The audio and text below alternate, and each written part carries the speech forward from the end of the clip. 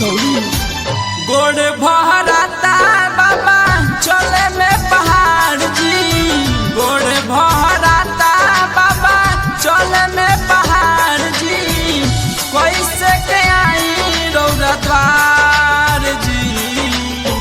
ए भोलदानी बुझी परेशानी, ए भोलदानी बुझी परेशानी, सुन ली न हमारो पुकार जी। ए बाबा सुन ली न हमारो पुकार जी।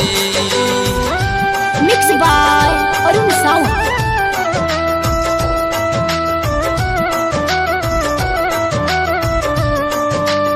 बोला बोला बाबा गरीबनाथ की।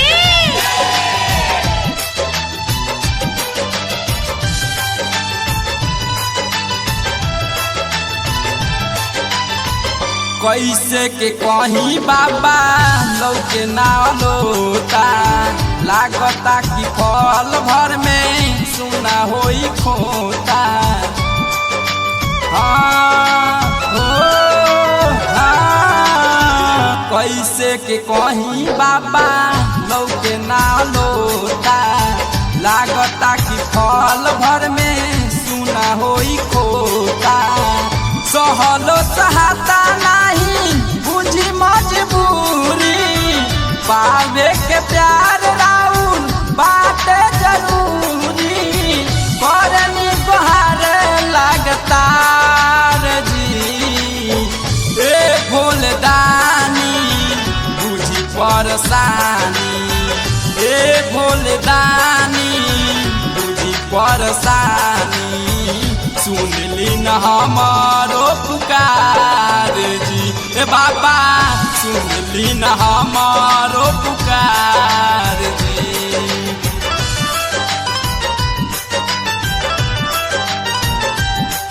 बोले शंकर भगवान की।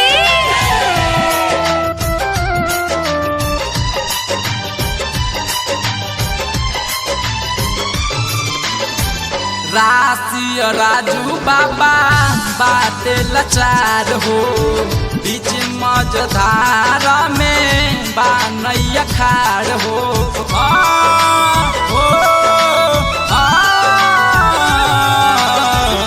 राशि राजू बाबा बाटे लाचार हो, बीच मझधार में बानैया खाड़ हो।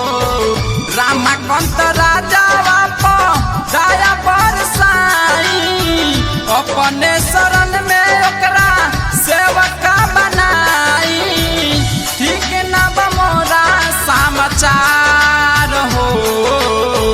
ए भोलदानी बुझी परेशानी, ए भोलदानी बुझी परेशानी, सुन ली न हमारो पुकार जी।